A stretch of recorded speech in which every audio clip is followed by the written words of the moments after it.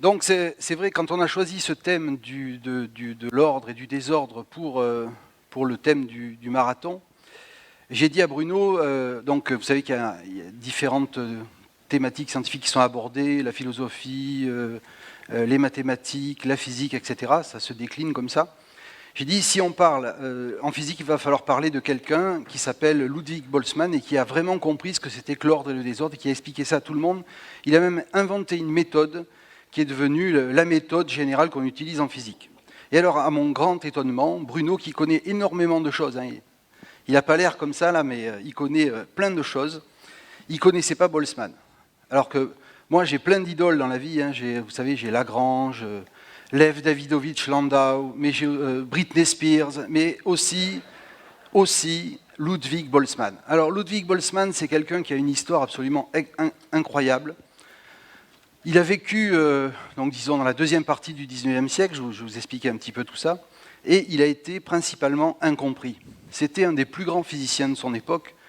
Il y avait des gens, et c'était aussi un très très grand professeur, hein, il y avait des gens qui passaient toute la nuit dans un train pour venir assister à ses cours. Il a fait ses cours à Vienne, à Graz, enfin, il était essentiellement en Autriche, il est aussi un petit peu professeur en Allemagne, et il y avait des gens qui faisaient des nuits de train pour venir assister à ses cours.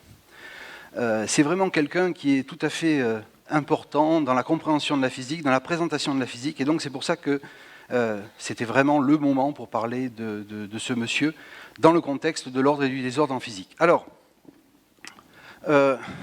donc il y a différentes photos de Boltzmann, mais typiquement, on peut retenir ça. Il avait une grande barbe, il était assez gros, il avait des petites lunettes comme ça, des cheveux un peu en arrière, et il était très jovial. Hein. Il aimait bien la bière, il aimait bien discuter, etc. Il était aussi un peu cyclotimique. Il a fini par se suicider en 1906, incompris de tous. Il s'est en partie suicidé parce qu'il en avait marre de la vie, il souffrait, il était quasiment aveugle, etc. Mais il a beaucoup souffert aussi du fait que les gens de son époque ne reconnaissaient pas son travail, ils ne croyaient pas du tout à son travail. Et 2 ans après sa mort, 2 ans après son suicide, à Duino, hein, à côté de Trieste en Italie, qui était à l'époque autrichien, on a fait les premières expériences, notamment Rutherford et les travaux théoriques d'Einstein, qui ont montré effectivement que Boltzmann avait raison. 2 ans après sa mort. Enfin, c'est vraiment quelqu'un qui... Je ne sais pas si vous le connaissiez, mais c'est quelqu'un dont il faut parler, vous allez voir. Alors, la physique, pour moi, ce n'est pas une science. On parle souvent de science physique. Pour moi, ce n'est pas une science, la physique, c'est plutôt la philosophie de la nature. Ce n'est pas moi qui ai inventé ça. Hein. C'est Platon, c'est Aristote, celui qui a mis en application ces idées. Beaucoup de gens aussi réduisent la physique à une science expérimentale. L'expérience, c'est un des moyens de faire de la physique, mais ce n'est pas le seul. Il y a aussi en physique une histoire, une théorie, et la physique, c'est l'ensemble de tout ça. Donc c'est plutôt la philosophie de la nature, une philosophie de la nature, ou là, je ne sais pas s'il y en a plusieurs. Et alors on voit ici 2 systèmes physiques. Hein. Vous avez reconnu ici un cristal de neige et là un amas globulaire. Eh bien, on voit tout de suite, là, déjà, dans ces 2 systèmes physiques, l'ordre et le désordre. Alors ça a l'air ordonné, ça a l'air désordonné. En fait, l'ordre et le désordre déterminent le monde, déterminent la physique. Et quand on a un système qui paraît ordonné comme ceci, ben, c'est parce qu'il a en fait une symétrie particulière. C'est comme ça qu'on décrit ça en physique. Et un système qui est plutôt désordonné comme celui-là, ben, en fait, c'est un système qui a la symétrie maximale. Il a toutes les symétries possibles. Hein. Vous pouvez le déplacer, vous pouvez le retourner dans tous les sens, etc. Alors que lui, si vous le tournez un petit peu, il a une symétrie de rotation par un certain angle là, qui serait à peu près pi sur 3. Mais il n'a pas toutes les symétries, alors que ce système, il a toutes les symétries. Et ça, c'est vraiment quelque chose que va apporter Boltzmann. Hein. Il va relier la notion d'ordre à la notion de symétrie et il va expliquer comment on peut se servir de tout ça. Alors, ce n'est pas du tout une idée nouvelle, hein, mais c'est Boltzmann qui va organiser tout ça. Alors, cette idée n'est pas nouvelle, puisque le programme grec qui a déjà été évoqué lors de la première intervention avait déjà mis en avant ce genre d'idée. Hein. Ça a commencé par Thalès qui disait « il faut se poser des questions », voilà ce que c'est que la physique. Et quand on se pose des questions, on fait de la philosophie, donc c'est pour ça que je dis que la physique, c'est de la philosophie de la nature. Donc il faut se poser des questions, il faut essayer d'y répondre sans recourir aux mythes, comme on vous l'a expliqué. Et ensuite, une fois qu'on a fait ces 2 activités, ben, il faut organiser tout ça. Et c'est à partir de là qu'on commence à faire de la physique. Vous essayez d'organiser vos idées, vos réponses, et vous obtenez une espèce de théorie. Et ensuite, en comparant ces théories, vous allez sélectionner celle qui est la plus convaincante, la plus simple, la plus élégante, etc. Et souvent, c'est celle qui marche le mieux. Donc ce programme grec, il s'est concrétisé par, comme on l'a dit déjà, l'apparition de l'ordre et du désordre, puisque le monde est structuré en deux régions. Tout ce qui est au-delà de la Lune, c'est l'ordre cosmique. Le mouvement est naturel, il n'a pas besoin d'être causé. C'est le mouvement des planètes, c'est le mouvement de la Lune, etc. Par contre, tout ce qui est en deçà de l'orbite de la Terre, de l'orbite de la Lune, c'est sur la Terre. Et là, c'est, comme on dit, c'est le bordel. Et c'est notre faute. Dans le Démiurge, dans le Timée, c'est expliqué. Si les cailloux sont en mouvement, c'est parce qu'on les prend et qu'on les jette. Ils veulent revenir à la sphère naturelle. Donc le désordre qu'on observe au-deçà de l'orbite de la Lune est provoqué par la présence de l'homme. Donc il y a deux zones, l'ordre et le désordre. On a le droit d'expliquer ce qui se passe. Ça aussi, c'est très platonicien. On a le droit d'expliquer, il faut sauver les apparences qu'on observe, et on a le droit de sauver ces apparences en n'utilisant que des choses très ordonnées. Et la chose la plus ordonnée qu'on connaissait à l'époque, eh bien, c'est la sphère. Donc, vous pouvez sauver les apparences en utilisant les sphères. Donc, déjà, dès le programme grec, vous avez cette notion d'ordre et de désordre qui sont tout à fait présentes et prégnantes dans cette philosophie naturelle. C'est comme ça qu'Aristote nomme la physique, et c'est comme ça qu'elle va être enseignée pendant 15 siècles. Vous voyez, on vous parle de la relativité générale, c'est une théorie extraordinaire, etc. Mais la relativité générale est enseignée, grosso modo, depuis une vingtaine d'années. Avant, on ne savait pas bien enseigner. Ça fait 20 ans qu'on enseigne correctement la relativité générale. La philosophie, la physique d'Aristote a été enseignée pendant 15 siècles. Donc il faut attendre un petit peu avant qu'on a... Si on l'a enseigné pendant 15 siècles, c'est que ça marchait pas si mal. Alors, l'ordre était prégnant en physique. D'ailleurs, ça s'est matérialisé bien plus tard avec Kepler, qui pensait avoir compris le mystère de l'organisation du monde, le mystère cosmologique, le mystère cosmographique. En observant les différentes orbes des différentes planètes, il avait cru déceler les solides platoniciens dont on connaissait, on savait qu'il n'y en avait que 5, et en ordonnant les cercles, les sphères inscrites et circonscrites à ces différents solides platoniciens, il avait cru déceler, en trafiquant un peu les données de Copernic, ça ne marchait pas super bien, donc il a dit oui, il a dû se tromper, c'est tellement beau. Et en modifiant un petit peu les données, il a pu construire cette chose-là qui est magnifique, qui est très ordonnée d'apparence, et qui permettait de comprendre le monde. Vous voyez, l'ordre et la compréhension du monde, ce n'est pas une idée nouvelle. Ça, c'est 1596. C'est d'ailleurs ce travail qui lui a permis d'être recruté par Tycho Brahe et de pouvoir accéder à ces données. Donc vous voyez que la notion d'ordre a été très importante dans le déroulement de l'histoire des sciences, puisque c'est ça qui a permis à Kepler d'accéder aux données de Tycho Brahe, d'expliquer le mouvement elliptique de Mars et la suite avec Newton, etc. Alors plus récemment, les théories de la physique moderne, moi aussi je vais mettre une formule parce que ça me démange, d'accord. Je vous mets la formule, voilà, il y a une seule formule en physique et c'est celle-ci, d'accord. Vous voyez, la physique est très ordonnée, il y a une seule équation physique, si on va très très haut, et puis elle met en jeu des symétries qui sont ici dans ce qu'on appelle le théorème de Noether, et la description du système sous forme d'une fonction de distribution dont on vous a parlé dans l'exposé précédent. Vous voyez que toutes ces idées, même dans la physique théorique moderne, sont vraiment très présentes. Et on peut dire d'une certaine manière, la physique théorique moderne met en scène le désordre à travers un ordre pictural qui se manifeste par une équation. Alors le désordre en physique, il est maximal ici. Vous voyez que si vous prenez une distribution d'étoiles dont on ne sait pas ce que c'est une partie du ciel, on pourrait demander à Patrick qui nous explique, alors ça doit être les Pléiades, enfin je ne sais pas, je ne veux pas dire de bêtises. Si on la retourne, vous voyez, ça ne change rien. Ça a la symétrie maximale. Alors j'ai fait un angle de 180 degrés, mais si je fais n'importe quel angle, je le tourne, je le translate, etc. Si je déplace une étoile, etc., ça ne change rien. Cette distribution-là a la symétrie maximale, c'est le système le plus désordonné qu'on puisse observer, enfin un système assez désordonné en physique. Par contre, vous avez aussi en physique, dans la nature, puisque la physique c'est la philosophie de la nature, des systèmes qui sont aussi très ordonnés. Par exemple, vous avez une fleur de tournesol, c'est le cas, c'est la région ici. Regardez en venant, arrêtez-vous et regardez la disposition des graines là, qui sont là à l'intérieur, vous allez voir que c'est très très ordonné.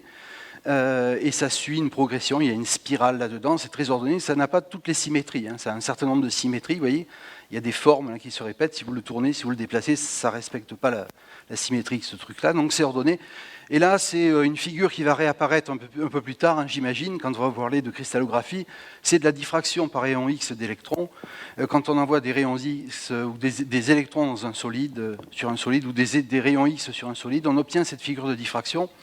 Et vous voyez que ça a une symétrie très particulière, hein, qui est la trace de l'ordre qui règne à l'intérieur de la structure cristalline du matériau qu'on a irradié avec ces rayons X.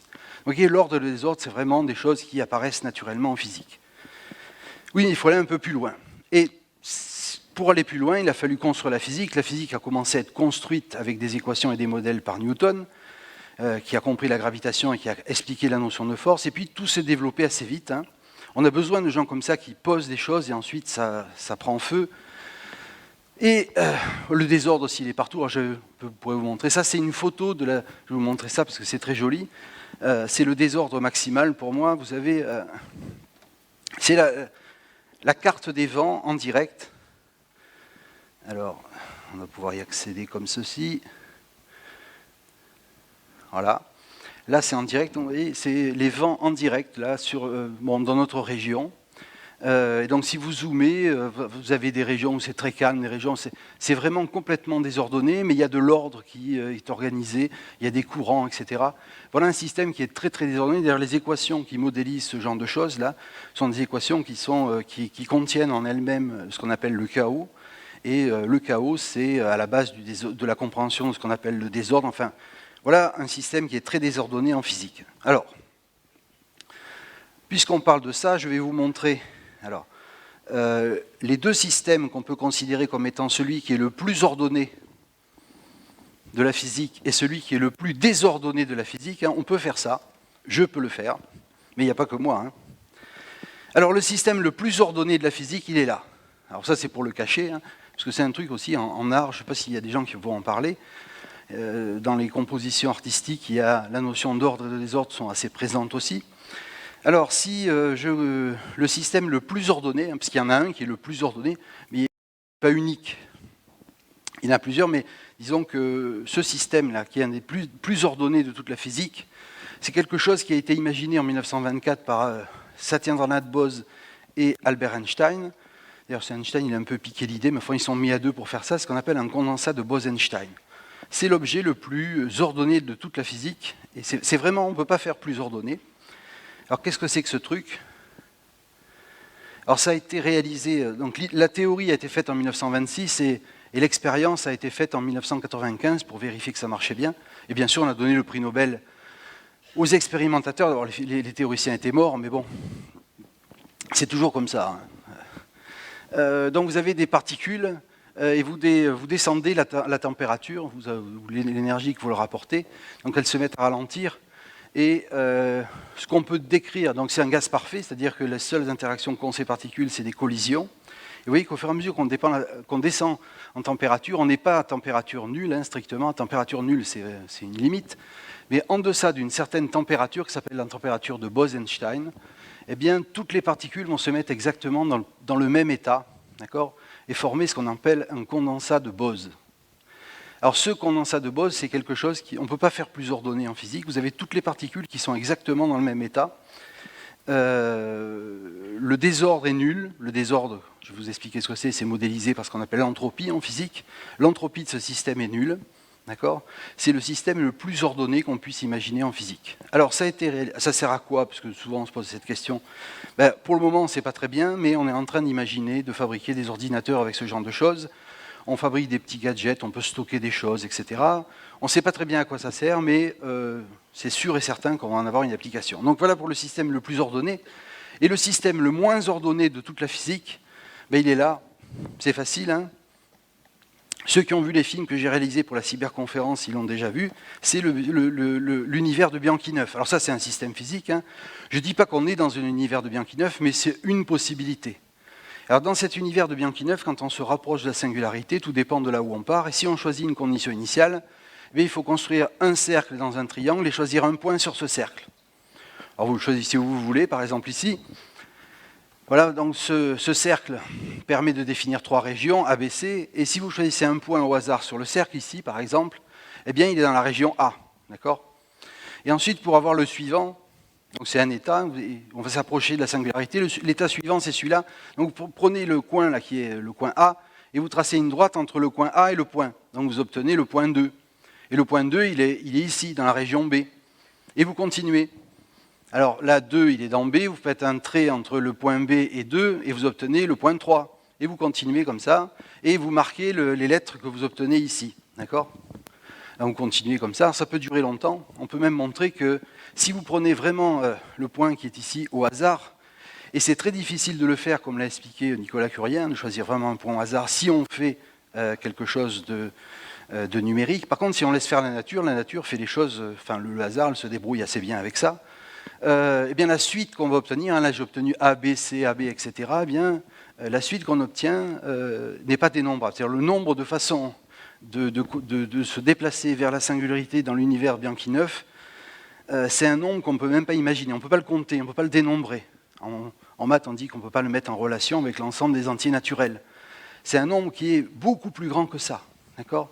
C'est le système le plus désordonné qu'on puisse imaginer en physique. Alors que vous voyez que c'est quand même super simple. Hein. Ça, vous le faites faire aux enfants en classe maternelle. Hein. Tu dessines un triangle équilatéral, tu dessines à l'intérieur un cercle, et puis tu y vas, quoi. Ben, à chaque point de départ que vous allez considérer, vous allez obtenir une suite là qui va être complètement différente, aussi différente que vous pouvez imaginer de la précédente. C'est le système le plus désordonné, il existe, hein, il est potentiel, il peut se produire en physique si on est dans un univers de Bianchi-Neuf. Alors ceux qui ne savent pas ce que c'est qu'un univers de Bianchi-Neuf, eh bien, il faut qu'ils viennent à la cyberconférence parce que je vais l'expliquer. Et au passage, puisqu'il y en a plusieurs qui m'ont posé la question, pour le moment les films ne sont plus accessibles parce que l'Insta, l'alimentation électrique de l'Insta a sauté. Dès que je m'en vais, c'est le bordel, quoi. Et ils sont en train de changer tout, et tout devrait être en ordre lundi matin. Donc lundi matin à 9 h, si vous ne pouvez pas voir les films qui sont nécessaires, pas nécessaires, mais c'est intéressant si vous voulez les voir avant d'assister à la cyberconférence, parce qu'à la cyberconférence, je vais vous poser des questions, il faudra y répondre, et si vous faites faux, vous allez avoir une mauvaise note. Et vous allez être mal classé dans le Cyber World Tour, donc ça ne sera pas bien. Il faudrait que Florence soit bien classée dans le Cyber World Tour. Donc, vous pourrez voir les films à partir de lundi matin, ne vous inquiétez pas, vous saurez ce que c'est en détail qu'un univers de Bianchi-Neuf. Alors, revenons à Boltzmann, qu'est-ce qu'il a fait dans tout ça? Oui, je le trouve magnifique. Hein, il y en a qui disent que je lui ressemble, c'est un peu prétentieux, mais... Et je ne cherche pas à lui ressembler, hein, mais bon, c'est un hasard. Hein. Donc, c'est Ludwig Boltzmann, et puis un des plus grands scientifiques américains à l'époque. À la fin du 19e siècle, les États-Unis, c'était essentiellement des cow-boys qui couraient après des Indiens et qui buvaient du torboyau du Kentucky dans des saloons, sauf un mec qui s'appelait Willard Gibbs et qui faisait de la physique. Vous voyez, il n'y en avait pas beaucoup. D'ailleurs, Boltzmann est allé plusieurs fois le voir aux États-Unis. Il a écrit des récits de voyage. Si ça vous intéresse, c'est Voyage d'un professeur allemand autrichien en Eldorado. Il explique ce que c'est que les États-Unis à la fin du 19e siècle. C'est un récit passionnant. Alors, qu'est-ce qu'il a fait, notre ami Boltzmann? D'abord, il faut savoir que le contexte dans lequel il vivait était une époque assez marquée. Hein. C'est l'époque de la révolution industrielle. C'est l'époque où on a plein d'idées. On vous a parlé de la place. Hein. La place, c'est le déterminisme. On vous dit, si vous donnez les conditions initiales à la place, eh bien, il va vous dire ce qui va se passer dans tout l'univers, avant et après. Enfin, les mecs, ils croyaient que tout était fini, quoi. D'accord ? C'est la fête, on a tout compris. Alors, Napoléon, qui était impressionné par la place, mais surtout aussi par Lagrange, hein, comme je vous l'ai expliqué, il lui dit, oui, mais Dieu dans tout ça. L'autre, il lui dit, oui, mais j'ai pas besoin de cette hypothèse. Vous voyez, les mecs, ils étaient sûrs et certains d'avoir tout compris. Et c'est normal, ils venaient de comprendre des choses sur les propriétés des équations qui décrivent la physique, et voilà. Donc, on était sûrs de nous. D'ailleurs, à tel point que les mecs qui faisaient des calculs, ils disaient, voilà, toi tu regardes là et tu vas trouver quelque chose. Je ne l'invente pas, c'est Le Verrier. Il dit, voilà, vous regardez, ça c'est un plafond, c'est l'esquisse d'un plafond qui a été dessiné pour orner l'Observatoire de Paris. Finalement, ils ne l'ont pas fait parce qu'à l'époque où ça est sorti, il y a des mecs comme Poincaré qui commençaient à dire, oui, mais finalement, pas trop sûr qu'on sait tout. Il y a des choses qui sont vraiment compliquées. Et puis Boltzmann commençait à avoir Poincaré croyait, lui... c'est bizarre, il y a une partie des mathématiciens qui étaient plutôt d'accord avec Poincaré, une partie des mathématiciens qui n'étaient pas du tout d'accord, et les physiciens en général, ils n'étaient pas d'accord. Mais Poincaré, lui, était assez d'accord, et donc, vous voyez, Le Verrier a fait des calculs, il dit, voilà, Neptune doit se trouver ici, on fait les observations, il se trouve là, c'est juste à côté, c'est le mec qui fait les observations qui s'est planté. Vous voyez, on était sûr à l'époque, quand on faisait des calculs, on allait tout comprendre, tout était bien rangé, tout était ordonné, etc.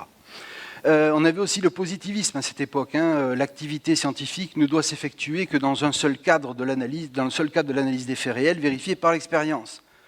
D'accord ? L'esprit humain peut formuler des lois et les rapports qui s'établissent entre les phénomènes ne peuvent aller au-delà. Par exemple, conclusion d'Auguste Comte, pourtant c'était un X, X promotion restauration. Les X ils aiment bien, ils disent ouais, je suis X42, X 1914 et tout ça. Lui c'était X promotion 1814. Il a dit il y a une seule chose que c'est sûr et certain qu'on ne trouvera jamais, c'est la composition chimique du Soleil.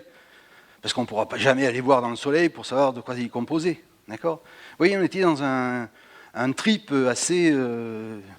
on pensait qu'on savait tout, etc. Même les philosophes, on avait le pragmatisme. On peut faire des trucs et tout, mais il ne faut pas faire n'importe quoi.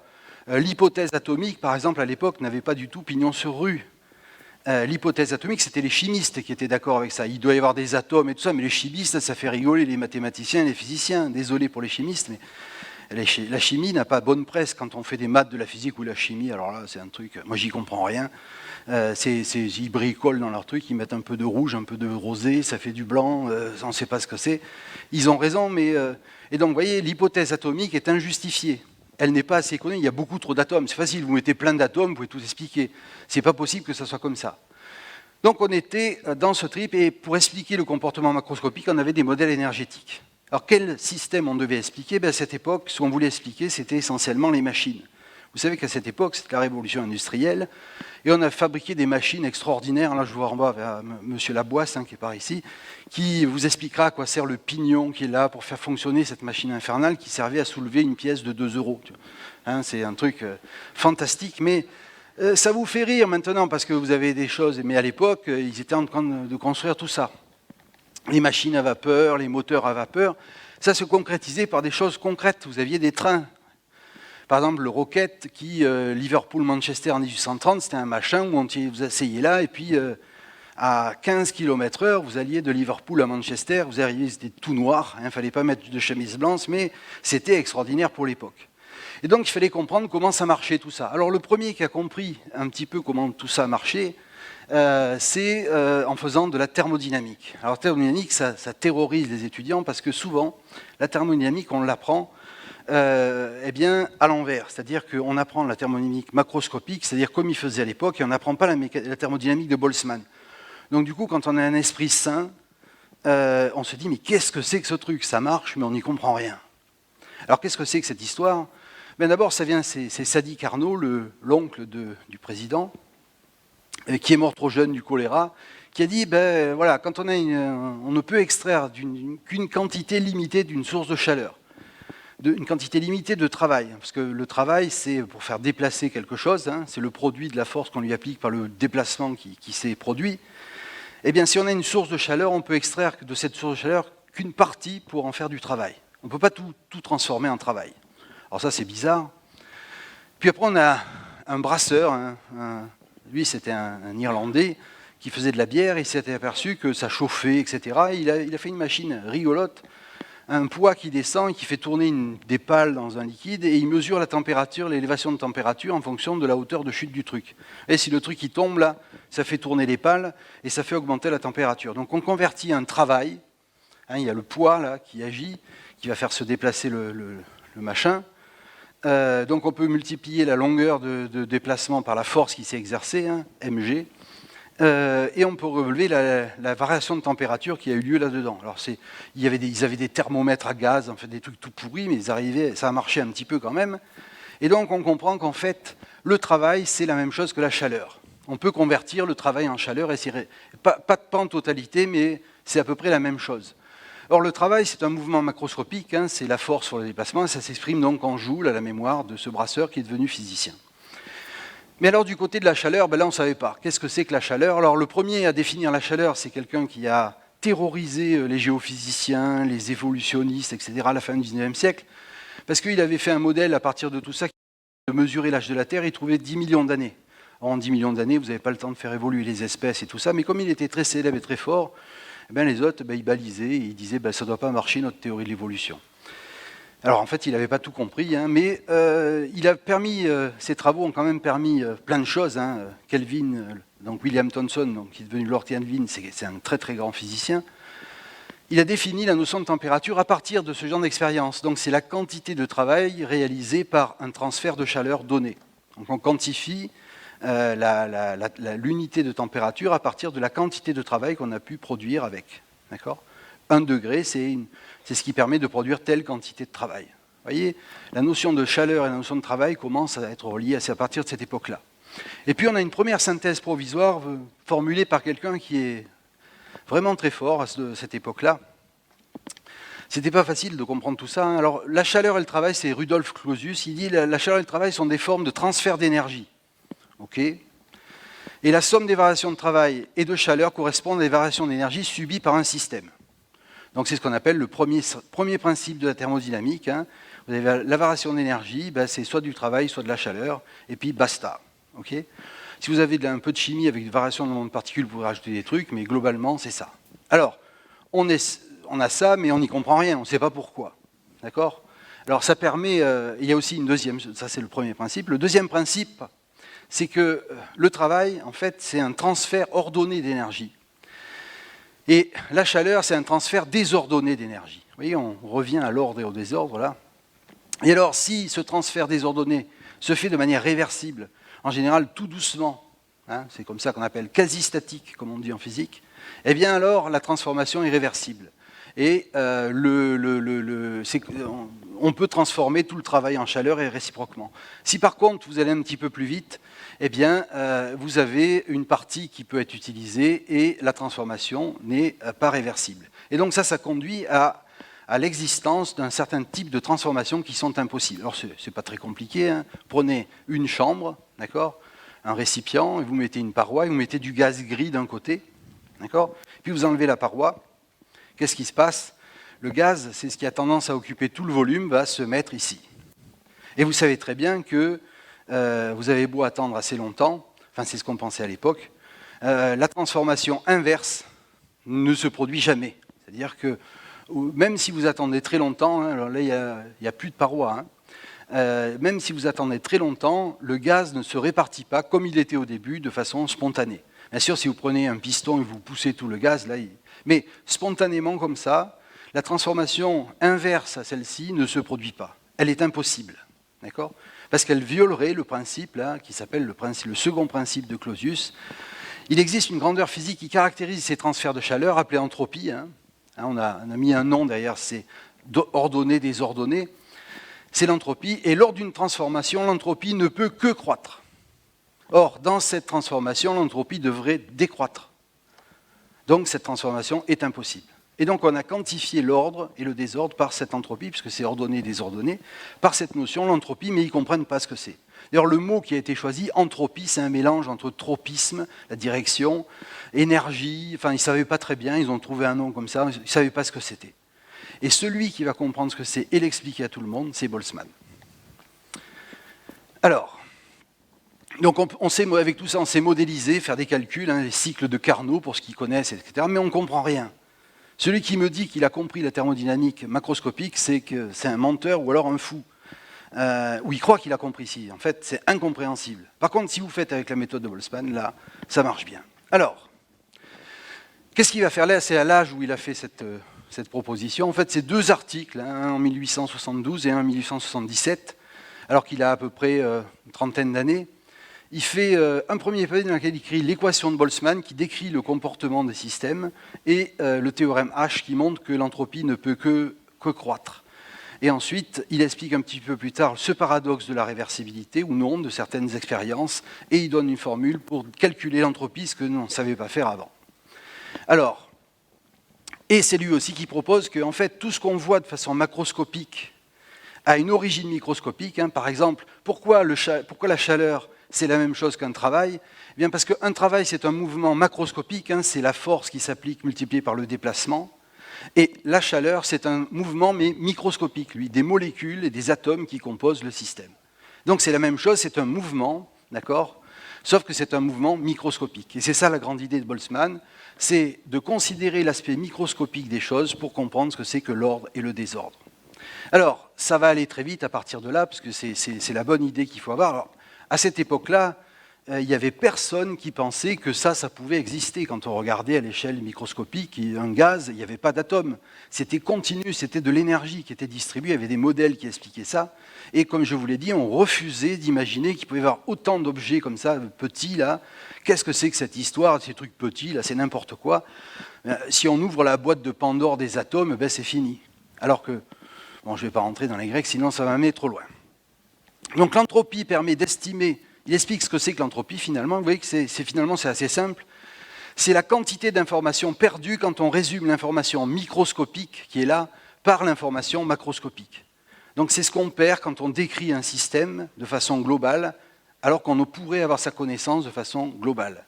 Et un système qui est complètement ordonné, ben c'est un système dans lequel l'information microscopique est égale à l'information macroscopique. C'est pour ça qu'un système de Bose-Einstein, un condensat, macroscopiquement ou microscopiquement, c'est pareil. Tous les atomes sont dans le même état. Donc vous en savez autant du point de vue microscopique que du point de vue macroscopique. C'est le système le plus ordonné, son entropie est nulle. Et ensuite, au plus l'entropie d'un système croît, au plus vous perdez d'informations en résumant le système microscopique par une information macroscopique, au plus l'entropie croît, eh bien au plus vous perdez d'informations, et c'est ça qu'a expliqué Boltzmann. Alors ça a l'air de rien comme ça, mais c'est une méthode qui permet de faire énormément de choses. Un petit exemple, comment on peut expliquer l'histoire de la transformation réversible et tout ça? Ben, c'est facile. D'abord, il faut prendre conscience qu'il y a beaucoup de possibilités quand on se place à l'échelle microscopique. Par exemple, si je prends 5 cartes, un état ordonné, c'est quoi? Ben, c'est la succession de l'as, roi, dame, valet, 10. D'accord? Il y en a un d'état ordonné. J'ai dit que l'ordre, c'était ça pourrait être autre chose. Hein. J'ai 5 cartes non magiques. Combien il y a d'ordres possibles quand on étale ces cartes devant nous? Ben, il y en a beaucoup. La première carte, ben, il y a 5 possibilités, puisqu'on a 5 cartes, donc on choisit une parmi les 5. Ensuite, il n'en reste plus que 4. Ensuite, il n'en reste plus que 3. Ensuite, il n'en reste plus que 2. C'est un dénombrement élémentaire. Et quand vous faites le produit de toutes ces possibilités, vous obtenez 125 possibilités. Donc en fait, l'état ordonné, c'est un parmi les 125 états possibles. Donc si vous jetez au hasard comme ça vos cartes, eh bien vous avez peu de chances, une chance sur 125 d'obtenir l'état ordonné. D'accord? C'est la puissance du nombre que met en avant Boltzmann. Et alors quand vous appliquez ça à la détente de Joule dont on vient de parler, avant la détente, vous aviez, par exemple, je prends des grosses molécules, hein, vous n'avez que 4 molécules là-dedans, vous avez 4 cases. Hein, Boltzmann découpe l'espace en cases et il met des particules à l'intérieur. Donc avant la détente, vous avez 4 possibilités pour 4 particules. Voilà, c'est comme ça, c'est très ordonné. Si vous enlevez la paroi, ben vous avez beaucoup plus de cases, le double hein, typiquement, et vous avez toujours 4 particules. Combien y a-t-il de façons de répartir 4 particules identiques dans 8 cases identiques? Eh bien, un petit calcul vous montre que c'est 1680 possibilités. Et donc, si vous choisissez une configuration au hasard, vous allez choisir une parmi les 1680 possibilités, et en général, celle que vous allez obtenir, c'est une possibilité dans laquelle les particules sont réparties un peu n'importe comment. Et c'est pour ça qu'en général, vous avez très peu de chances pour que toutes les particules viennent se remettre ici. D'accord? Et donc, il explique comme ça. Alors, en plus, quand vous prenez 8 particules ici, ça vous pas très convaincant. Quand vous prenez dans 1 cm3 d'air, il y a un nombre d'Avogadro particules, 10 puissance 24. Donc le nombre de possibilités est un nombre qui dépasse l'entendement. Et donc c'est pour ça que dans la pratique, si on a énormément de particules qui composent un système, la probabilité de retrouver le système dans l'état qu'on avait initialement est quasiment nulle. Voilà ce qu'il dit. Donc ça a l'air convaincant de ça, mais c'est là que commencent les problèmes. D'accord? Alors, vous voyez... Ça, c'est la tombe de Boltzmann. Je ne suis pas allé à Vienne, je suis allé en Autriche, mais la prochaine fois, si je vais un jour à Vienne, j'irai dans le cimetière où il y a la tombe de Ludwig Boltzmann, et au-dessus, ils ont marqué sa formule, hein, comme quoi, si on avait attendu un tout petit peu, vous voyez, 1906, en 1907, 1908, on a les premières preuves de ce qu'il avait raison, en fait. Hein, alors que les problèmes, ils sont nombreux. Alors, vous avez les énergétistes qui disent, mais non, casse-toi, c'est n'importe quoi ce que tu dis, il n'y a pas d'atome. Donc, même si c'est joli, tout ça, ça n'a aucune réalité. D'accord? Ça n'existe pas. C'est faux. D'accord? Il doit y avoir d'autres façons, c'est pas simple, c'est pas sensible, on n'a pas le droit de recourir à ces choses-là, c'est n'importe quoi. Alors il commence à dire oui, mais machin. Non, tais-toi. D'accord? C'est féroce. Hein, alors que Holzwald, c'était son ami quand même. Il a été son ami jusqu'à la fin, mais en science, il n'était pas du tout d'accord avec ce qu'il faisait. Alors vous aviez aussi des mathématiciens, notamment Ernst Zermelo, qui était en train de construire la théorie des ensembles, qui lui dit, voilà, si tu as un nombre fini d'atomes, eh bien la probabilité de revenir dans le même état est non nulle. Donc, si on attend suffisamment longtemps, on va revenir dans le même état, et donc l'entropie ne peut pas que croître. Alors Boltzmann, il dit oui, tu as raison. Alors c'est ce qu'on appelle le mythe de l'éternel retour. Hein. Mathématiquement, c'est correct, c'est vrai. Sauf que Boltzmann calcule que le temps qu'il faut attendre pour qu'on revienne dans l'état, c'est un nombre qui est 10 puissance 50, ou, enfin, ça dépend du nombre de particules qu'on considère. Et donc la probabilité qu'on revienne est vraiment... Et donc pour Boltzmann, c'est aussi un peu la différence entre les mathématiciens et les physiciens. Parce que quand vous avez un problème, il faut savoir s'arrêter quelque part. Et pour Boltzmann, 10 puissance 50 ans, ce n'est pas la peine de considérer, le système va changer dans cette période. Pour le mathématicien, non, c'est faux. L'entropie ne peut pas que décroître. Et là, les mathématiciens avaient raison, mais on va le comprendre que bien plus tard. Et vous aviez aussi Henri Poincaré qui avait démontré l'hypothèse du retour, etc., pour la mécanique céleste. Donc, vraiment, il était incompris. Alors, comme la mise en évidence de l'électron, expérimentalement, on a montré qu'il y avait des particules. C'est juste avant la mort de Boltzmann. L'hypothèse du photon, c'est 1 an avant la mort de Boltzmann. Et puis, ce qui a vraiment assis la théorie atomique, c'est l'expérience de Rutherford qui a mis en évidence le noyau atomique avec le corps. Parce que le noyau atomique était entouré d'une répartition continue d'énergie qui s'appelle le modèle de la goutte, etc. Donc, il a fallu attendre 1911 pour que les expériences démontrent indubitablement qu'il y avait effectivement des atomes et que quand on faisait la statistique de ces atomes, eh bien, ça donnait bien la vision macroscopique qu'on a de la réalité. Alors, cette méthode de Boltzmann est très très efficace. Je vais vous montrer quelques exemples pour finir. Là, à partir de là, je peux arrêter n'importe quand, donc tout va bien. Vous voyez, quand on représente un cristal, un solide, avec la méthode de Boltzmann, eh bien, on doit le considérer comme ceci, avec des petits ressorts entre deux dans un certain modèle. Et donc, les énergies possibles, c'est des énergies d'interaction entre les atomes, de vibration des atomes. Un gaz, c'est décrit par des mouvements aléatoires de particules comme ça. Si c'est un gaz parfait, il n'y a pas d'interaction entre les molécules ou les particules. C'est que des chocs qui permettent de faire tout ça. Quand on passe de là à là, on a une brisure de symétrie. On a ce qu'on appelle souvent en physique une brisure de symétrie. Dans l'histoire cosmologique, on a plusieurs brisures de symétrie qui nous amènent dans l'état actuel très désordonné de l'univers qu'on connaît. L'univers était initialement très ordonné, et puis par un système, un nombre fini de brisures de symétrie, on le retrouve dans l'état actuel. Quand on est dans cet état, on a plusieurs états d'énergie. Quand on fait la statistique de ces états d'énergie, on arrive à reproduire très fidèlement les propriétés macroscopiques qu'on observe de ces systèmes. Que ce soit un gaz, un solide, un liquide, etc. Cette méthode de Boltzmann est très efficace. Là, j'ai mis quelques applications, d'accord ? Je préfère, dans les 2 minutes qui me restent, vous en montrer une, pour vous expliquer un petit peu comment ça marche.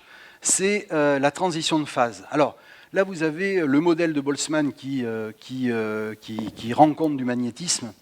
C'est ce qu'on appelle un modèle d'Ising. C'est dans la lignée des travaux de Boltzmann. Vous avez donc les spins qui caractérisent les électrons autour des noyaux. Donc vous avez des spins qui s'orientent. Quand on refroidit le système, on a tendance à s'aligner un peu tous dans la même direction, en présence d'un champ magnétique. Et c'est l'orientation de tous ces spins dans une certaine direction, donc la transition du désordre vers l'ordre. Quand on baisse, on fait une trempe, donc on baisse la température du système, les spins s'alignent dans une certaine direction, et c'est ça qui confère macroscopiquement la propriété d'aimantation d'un système. Un aimant, c'est incompréhensible si vous le regardez comme ça fascine les enfants. On se dit, mais qu'est-ce que c'est que ce truc? Quand vous faites une description microscopique d'un aimant, eh bien, c'est des petits spins qui sont... Alors, la preuve expérimentale, c'est que quand vous chauffez, je vais vous montrer le petit film, quand vous chauffez un aimant, qu'est-ce qui se passe? Eh bien, il perd ses propriétés d'aimantation. Tout simplement parce que quand vous avez un système qui était bien ordonné, quand vous lui apportez de l'énergie thermique, il va se désordonner et donc, globalement, il va perdre son aimantation. Alors là, vous avez un monsieur barbu avec un pull qui va vous expliquer tout ça. Vous voyez, il prend un aimant, il prend une tige en fer, d'accord ? il prend un aimant en U, un bon gros aimant de mamie, là, d'accord? Et vous voyez la tige, là, qui est attirée par l'aimant, d'accord? Parce que le champ magnétique aligne tous les spins qui macroscopiquement étaient un peu désordonnés, pof, ça s'aligne. Et puis le monsieur, il est très méchant parce qu'il va venir apporter de l'énergie thermique à ce métal en le chauffant. Il va l'amener en dessous de sa température de Curie et il va perdre sa propriété d'aimantation. Et donc il va tomber, il ne va plus être attiré par l'aimant, il va tomber. Quand il est loin, il va se refroidir, et quand il va se refroidir, il va se produire ce qui est en train de se produire ici, il va à nouveau être attiré par l'aimant. Vous voyez, Boltzmann avait raison, on peut quantifier, mesurer tout ça, ça marche super bien. Dernier exemple.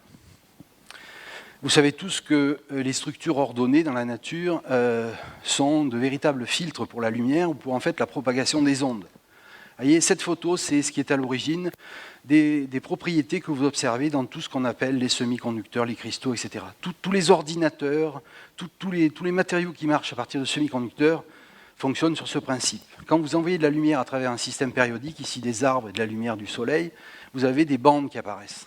D'accord ?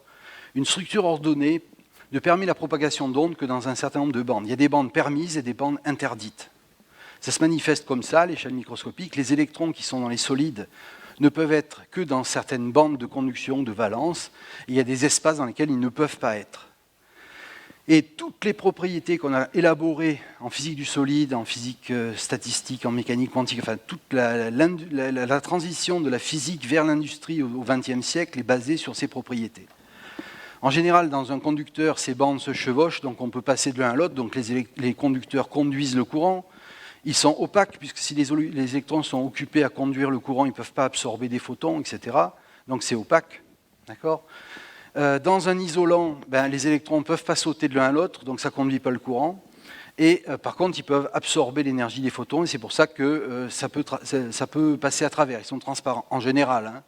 Et puis un semi-conducteur, c'est un truc qu'on peut façonner, et en mettant des bandes d'énergie, en dopant, etc., on peut fabriquer des objets qu'on peut construire microscopiquement pour qu'ils aient des propriétés macroscopiques qui sont intéressantes.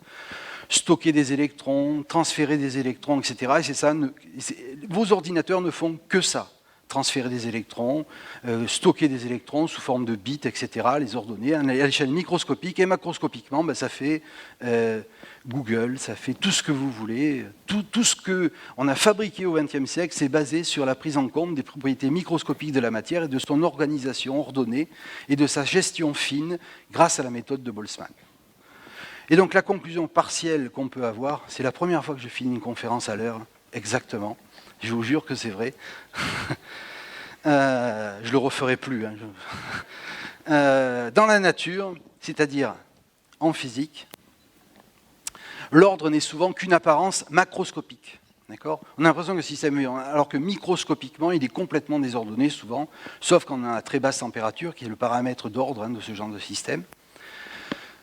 Pour comprendre les très nombreux phénomènes physiques, la flèche du temps, les transitions de phase, les équilibres, etc., il est impératif de suivre la démarche de Boltzmann, c'est-à-dire d'observer les propriétés microscopiques, énergétiques en général, des particules qui constituent le système, de les traiter grâce à la loi des grands nombres dont on vous a parlé, de les traiter d'un point de vue statistique, c'est pour ça qu'on appelle ça de la physique statistique, et l'émergence de grandes lois à partir d'un grand nombre de particules, c'est ça qu'on observe macroscopiquement. Celui qui a compris ça, c'est Boltzmann. Et donc, décomposer l'ordre apparent macroscopique en un désordre potentiel qui est microscopique. Potentiel parce que le système aussi peut être très ordonné microscopiquement. Organiser cette décomposition à travers une entropie. Hein, maintenant qu'on sait ce que c'est, il faut utiliser une entropie. Il n'y en a pas qu'une. Hein. L'entropie des systèmes gravitationnels n'est pas la même que l'entropie des systèmes thermodynamiques classiques. Les gaz parfaits, par exemple, c'est un vrai problème, l'entropie des galaxies. Et puis surtout, et c'est ce que je suis en train de faire en ce moment, l'expliquer aux autres. Et même si on ne vous croit pas, essayez de persévérer, de trouver des manières de l'expliquer, etc., pour prendre conscience de ça. Hein. Et ne pas vous suicider comme l'a fait Boltzmann, mais ce n'était pas la seule raison. Il était quasiment mourant quand il s'est suicidé. Mais disons que son aspect, sa santé mentale a été très très affectée par le fait qu'on ne reconnaisse pas ses travaux. Pas qu'ils soient reconnus, mais qu'on ne le croit pas, qu'on lui dise que c'était n'importe quoi. Merci.